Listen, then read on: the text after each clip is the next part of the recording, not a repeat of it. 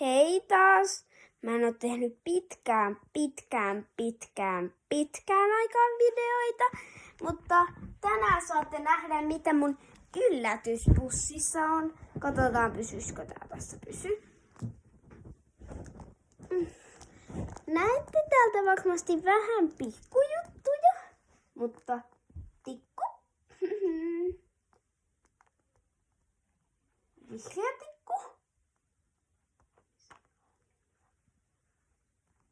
Hopeapallo. Toinen hopeapallo. Missä ne? Olis mun pakko länkeenä tänne ihan taakse. Paperi.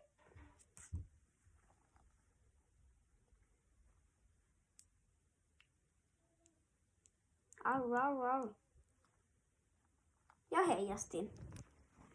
Siellä semmosia asioita löytyi tuolta. Ja mullahan on täällä vielä vaikka mitään muuta. Tämmöstä.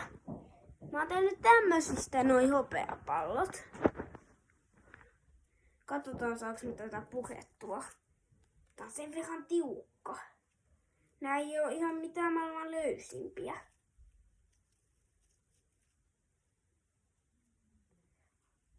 Anteeksi, nyt mä en voi näyttää, kun tää meni niin tiukaksi, että voi, mä en kestä tätä. No, mä laitan tän hetkeksi sivuun ja pakkaan nämä takas. Kuva, täällä on viivakoodikin.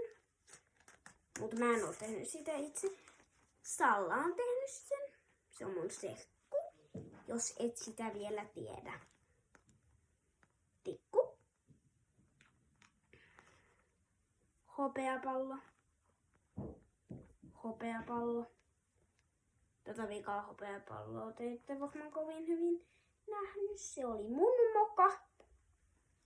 Ja näin, tolla se pistetään kiinni.